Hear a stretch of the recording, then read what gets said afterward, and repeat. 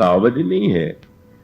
एक समय बता दिया सुखेड़ वैद्य ने कि इतने सूर्योदय से पहले ही औषधि आ जानी चाहिए, और यह महानतम कार्य तो कोई व्यक्ति साधारण पूरा नहीं कर सकता था। हनुमान जी की वह तीसरी छलांग, पहला छलांग जो ज्ञान की ओर था, सूर्य को प्रकाश समझ करके, दूसरी छलांग जो भक्ति रूपा सीता के पास पहुंचने के लिए थी, और तीसरी छलांग वह जो वैराग्य की रक्षा के लिए थी। तो ये महानतम कार्य तो हनुमान जी ही कर सकते हैं। तो ये छलांग का मार्ग जिनके लिए संभव है वो लगाते हैं कि वासना शेष नहीं है, उस मार्ग के द्वारा सीधे उस महान लक्ष्य को पा सकते हैं। किंतु साधारण व्यक्ति के लिए अनेक क्रमों का रामचरितमानस में वर्णन किया गया, और उन क्रमों में से व्यक्ति को स्वयं यह निर्णय करना है, या संत या गुरु के द्वारा यह निर्णय उसे समझ लेना है कि उसके लिए कौन सा मार्ग उपयोगी है। तो मनु का मार्ग जो है वो क्रमशः धीरे धीरे आगे बढ़ने का मार्ग है। और जब मनु यह निर्णय करते हैं कि ईश्वर को प्राप्त करना ही जीवन का चरम लक्ष्य है, उसके बिना जीवन कृतार्थ नहीं होता। कृतार्थ शब्द का अभिप्राय यह है कि जब तक कुछ भी करने के लिए बचा हुआ है तो समझ लीजिए कि जीवन में पूर्णता नहीं आई। जब कुछ भी करने के लिए शेष न रह जाए, कृतार्थ माने जिसने सब कुछ कर लिया, जिसको कुछ करना शेष नहीं। और इसका अर्थ यह है कि जब तक हमारे मन में पाने की कोई भी अभिलाषा है, तब तक तो हमें कर्म करना ही होगा। तो कर्म के प्रति आसक्ति ही ये सिद्ध करती है कि व्यक्ति कुछ पाना चाहता है। इसलिए अगर व्यक्ति जो है उस वृत्ति में आरूढ़ है तो कर्म करेगा। लेकिन एक ऐसी स्थिति आती है कि जब व्यक्ति को ये अनुभव होता है कि नहीं, कृतस्य कार्यम न विद्यते, चाहे वो गीता का वाक्य हो चाहे रामचरितमानस का वाक्य हो, कर्म की हो ही स्वरूप ही चीन है। स्वरूप को पहचान लेने के पश्चात फिर कर्म की अपेक्षा नहीं। पर यह न समझ लीजिएगा कि जो महान तत्वज्ञ होते हैं, जीवन मुक्त होते हैं, कुछ करते ही नहीं है। मान लीजिए आप कहें कि नहीं कुछ करेंगे नहीं, सोए रहेंगे, तो सोना भी तो एक कर्म ही है। कुछ लोग कुछ करें तो बिना तो किए हुए कोई दिखाई नहीं देता। पर वही मीठा संकेत, पर जब धनुष टूट गया तो महाराज जनक जो है आए, और जनक जी ने विश्वामित्र जी से कहा कि महाराज आज मैं कृतकृत्य हो गया। उन्होंने यही कहा कि महाराज, और बड़ा मधुर संकेत किया, मोहि कृतकृत्य कीन दो भाई, इन दोनों भाइयों ने मुझे कृतकृत्य कर दिया।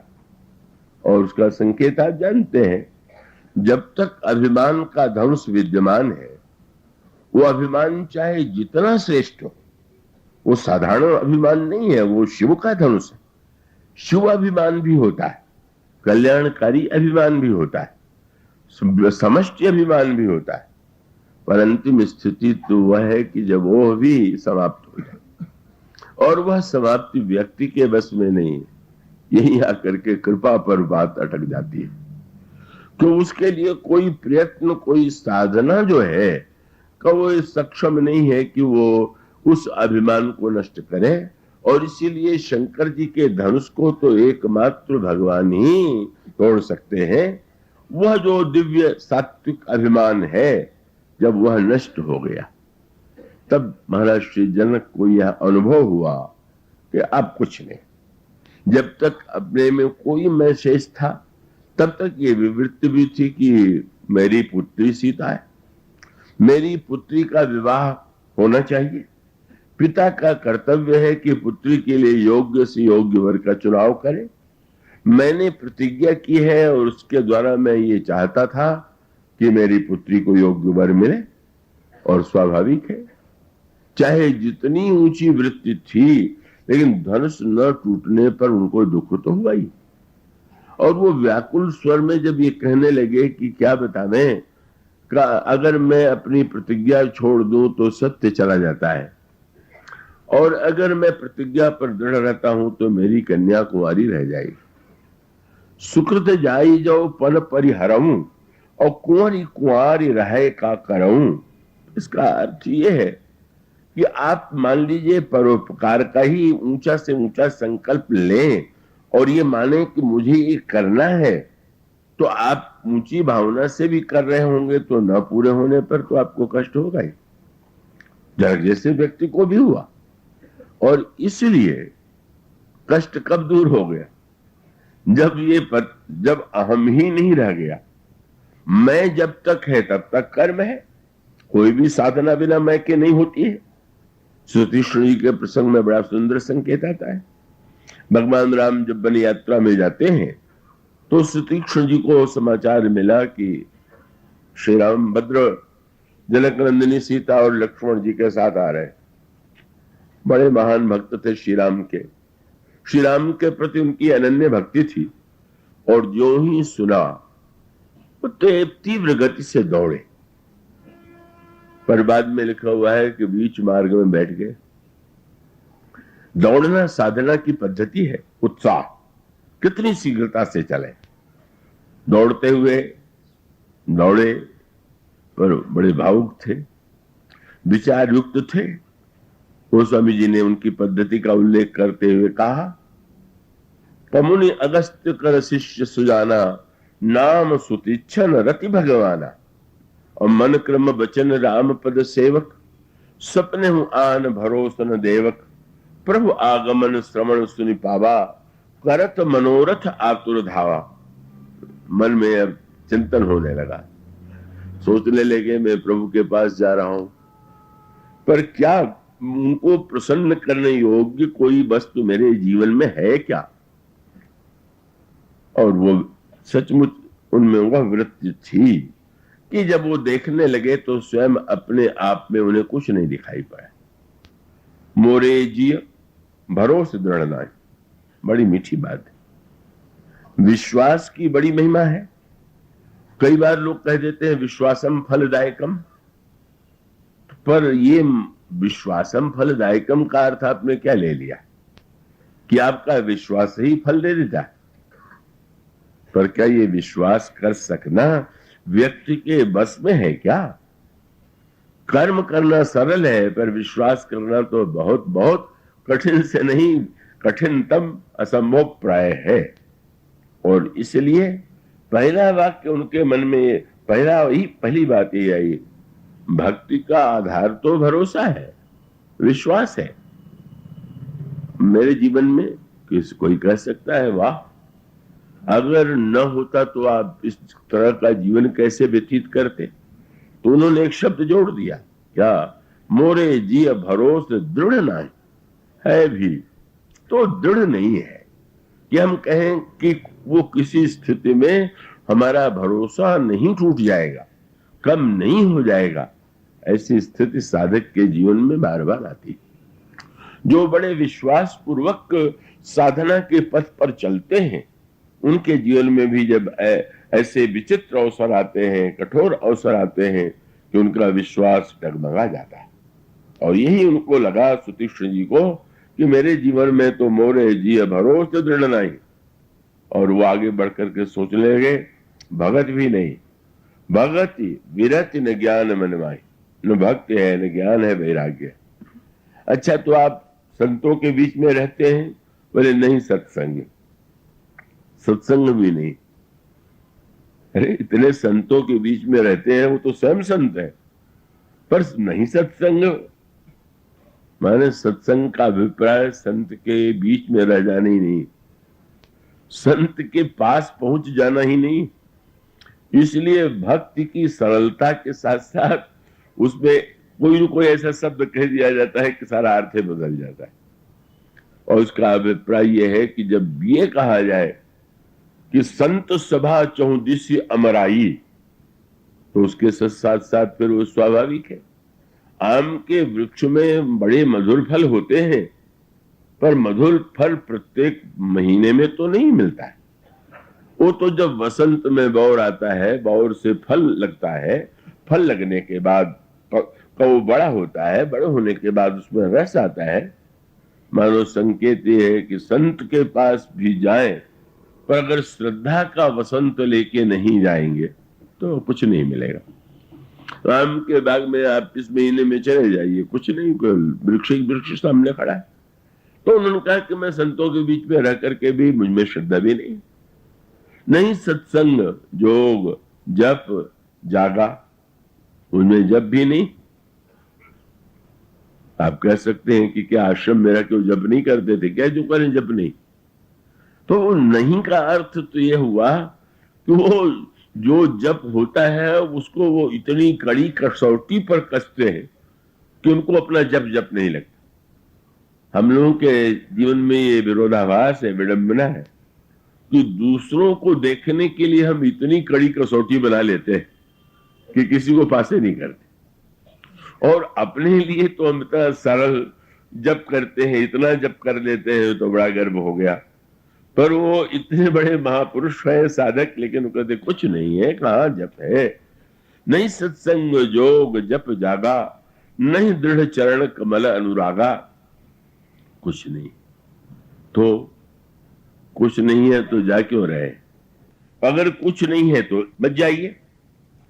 उन्होंने कहा कि नहीं, मेरे पास तो उन्हें रिझाने योग्य कोई गुण नहीं है, पर मैं जरा देखूं जिनके पास जा रहा हूं उनके पास क्या कोई ऐसा गुण है कि जिससे मेरा काम बन सके।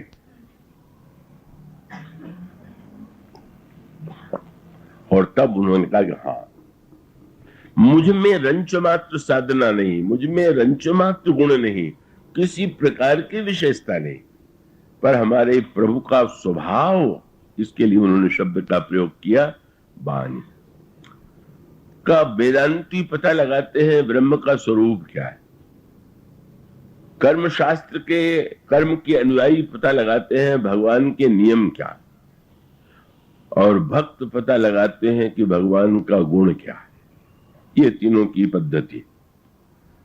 पर ये जो जिनको शरणागत कहते हैं वो कहते हैं कि भाई भगवान के नियम का पता लगा कि हम क्या करेंगे, हमारे बस में नहीं है, हम नियम पालन नहीं कर सकते।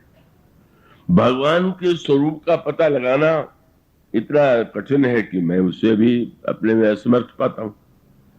और तब एक शब्द का गुण बोले, भगवान में अगर गुणों को देखे और अपने अवगुणों की ओर दृष्टि जाए तो और साहस छूट जाएगा।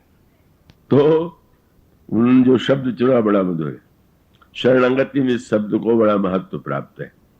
बोले एक बानी, बोले हमारे प्रभु में एक बानी पड़ी, माने आदत, स्वभाव। और इसका अर्थ क्या है, कुछ कार्य आप ऐसे करते हैं जो सोच समझ के करते हैं, और कुछ काम ऐसे आप करते हैं कि आपको आपसे पूछ दिया जाए क्यों करते हैं तो कहेंगे भाई क्या बताऊं, हमारी तो आदत पड़ी हुई। क्या इनकी तो बानी ऐसी है, इनका इस तरह से बानी माने जिसमें विवेक नहीं है, व्यक्ति के द्वारा होता। हम ब्रह्मलीन श्री बाबा जी महाराज के चरणों में रहने का सौभाग्य मिला। उनके आश्रम में नित्य हजारों व्यक्तियों को भोजन कराया जाता था। तो अब वो कोई सज्जन आए, थोड़ा तार्किक थे, पहले आप विचार पूर्वक ही कार्य करते हैं कि कितने लोग उसमें ठीक होते हैं, कितने खा के भजन करते हैं, कितने खा करके क्या करते हैं, तो जो आता है सब आपको सबको खिला डालते हैं। क्यों खिलाते हैं? बाबा उत्तर दे सकते थे कि भाई खिलाना बड़ा पुण्य है, बड़ा धर्म है, ये मनुष्य को भूखे को देना धर्म है। लेकिन वो तो बड़े विरोध में उन्होंने कहा। वो सज्जन जो आए थे वो बीड़ी पीते थे, तो बीड़ी पी के ही आए थे तो गंध तो थोड़ी साथ में लिए हुए आए थे। तो बाबा ने हंस के पूछा तुम बीड़ी क्यों पीते हो? पर क्या बताओ, मैं आदत पड़ गई।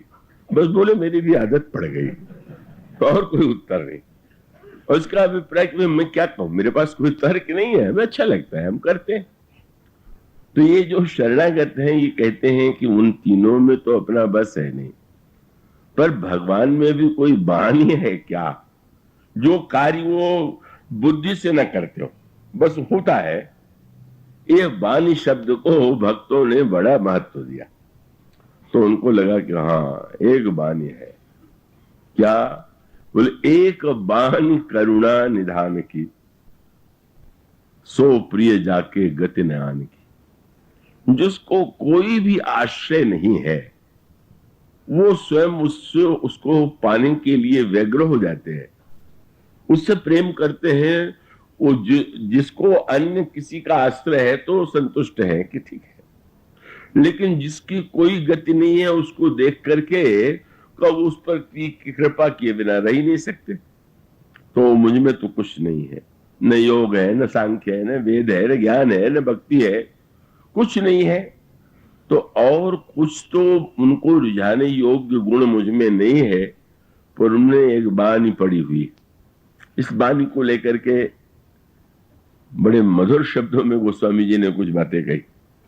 मैं आपसे बताऊं कि जीवन के प्रारंभिक वर्षों में मुझे वृंदावन में 2-3 वर्ष रहने का सौभाग्य मिला है। अनोखी बात थी, श्री राम कथा से जुड़ा हुआ व्यक्ति, उसने अयोध्या पहले नहीं देखा, वृंदावन ही देखा पहले, और देखे ही नहीं, वहां रहे। और वो स्वाभाविक है कि वो कृष्ण भक्त मुझसे बड़े व्यंग विनोद करते थे। वो एक तो प्रेम से ही करते थे, वो कहते थे कि क्या यहाँ आप आ गए, ये तो श्री कृष्ण की भूमि है। और उसमें एक सज्जन ने एक दिन मुझसे कहा कि वो स्वामी जी भी कृष्ण को तो इसीलिए याद करते हैं कि जो बात उन्हें राम में नहीं मिलती उसके लिए उनको कृष्ण लीला का ही सहारा लेना पड़ता है। तो उन्होंने विनय पत्रिका का एक पद दिखाया, सुनाया। वो पद बड़ा मीठा है। गोस्वामी जी भगवान की उदारता का वर्णन करते हुए कहते हैं, ऐसी कौन प्रभु की रीति, बिरद हेतु पुनीत परिहरी पामरन पर प्रीति। और फिर घटनाएं सुनाने लगे। गई मारन पूतना, कुछ काल कूट लगाए, का पूतना स्तन में विष लगा करके गई। वो मरना चाहती थी, पर कितने उदार हैं भगवान कि मातु की गति दई ताहि कृपालु यादव राय। इतने कृपालु हैं कि उसको गति ही नहीं दिया, माता के समान गति दे करके इतने हमारे प्रभु उदार हैं। फिर उसके पश्चात दूसरा दृष्टांत उन्होंने दिया। उन्होंने कहा, काम मोहित गोपिकन पर कृपा अतुलित कीन। जिन गोपियों में काम की वृत्ति थी उन पर इतनी बड़ी कृपा कर दिया कि जगत पिता विरंची जिनके चरण की रजलीन। वो गोपियां इतनी धन्य हो गई कि ब्रह्मा भी उनके चरणों की धूल सिर माथे पर चढ़ाते। और उसके पश्चात शिशुपाल के घटना का स्मरण किया। नेमते शिशुपाल दिन प्रति देत गनि गनि गारी, क्यों लीन सु आप में प्रभु राज सभा मझारी। शिशुपाल नित्य गाली दिया करता था, पर भरी सभा में प्रभु ने उसे अपने आप में लीन कर लिया। और फिर अंतिम चौथा दृष्टांत दिया कि वह जो वो एक अंतिम भगवान की जो लीला है कि जिसमें व्याध ने उनके चरणों में बाण मार दिया मृग समझ करके। वो स्वामी जी स्मरण कहते हैं, व्याध चित दे चरण मारो मूढ़ मत जिए जानी, लेकिन सो सदेह स्वलोक पठई। ये शब्द उन्होंने कहा। तो उन्होंने विरोध में कहा कि चारों घटनाओं में एक भी श्री राम का चरित्र नहीं। तो राम के चरित्र में नहीं मिला तो भी तो उनको ये दोहराना पड़ा। अगर होता तो दोहराते। और उन्हें मैंने स्मरण कराया, और विरोध भी लगता है लेकिन वो सत्य भी है। 2 पद उस विनय पत्रिका में गोस्वामी जी ने एक साथ लिखे। तो इसमें संकेत क्या है? एक लीला शुद्ध बिल्कुल जब छोटे नन्हे से नन्हे बालक, और जब बड़े तो किशोर अवस्था में गोपियों का प्रसंग, और जब आगे तो शिशुपाल का प्रसंग, और अंतिम लीला जो है वह जो है अंतिम लीला है। और ये दिखाया कि चारों में उनकी उदारता एक जैसी। कई लोग ऐसे होते हैं कि कभी हैं और कभी बदल गए, पर उसके साथ उन्होंने अंतिम शब्द जोड़ा, और अंतिम शब्द जोड़ने के बाद एक पद लिखा। कितना मीठा शब्द है। बोले ये कार्य भगवान ने जो किया किस विवेक से किया। पूतना को गति देने में कौन सा विवेक था? गोपियों के प्रेम को इतना महत्व देने में कौन सी विशेषता थी? शिशुपाल को क्यों मुक्ति मिलनी चाहिए? और जिस व्यास ने बाण मारा उसको तो नरक मिलना चाहिए। तो तुरंत गोस्वामी जी ने कह दिया, सो स्वदेह स्वलोक पठई प्रगट करी निज बानी। उन्होंने अपनी बानी को प्रकट किया और तुरंत दूसरा पद लिख दिया, क्या? बोले श्री रघुबीर की यह बानी। उन्होंने कहा कि हमारे श्री राम की बानी ऐसी है कि अगला अवतार लिया तो भी नहीं छूटा।